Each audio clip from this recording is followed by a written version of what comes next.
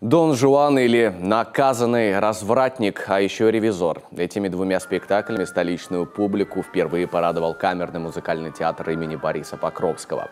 Постановки прошли на сцене Государственного театра оперы и балета «Коми».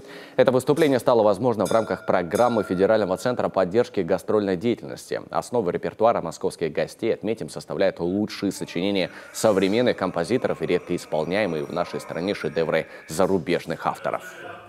Наш театр отличается именно тем, что сопереживание мы включаем тем, что мы находимся прямо нос к носу со зрителем, мы находимся рядом всегда вокруг зрителя, всегда вовлекаем его в действие. И это принцип Бориса Александровича.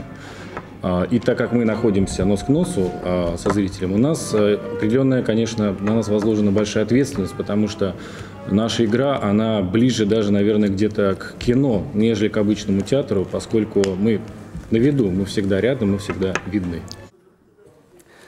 Поэтому сыктывкарские зрители во время двух гастрольных спектаклей ощутили себя в центре событий. Артистам из Москвы пришлось немного приспособиться в нашем театре. Музыканты в своем театре обычно играют прямо на сцене, а в столице Коми оркестровая яма не закрывается, поэтому музыка для постановок звучала именно оттуда.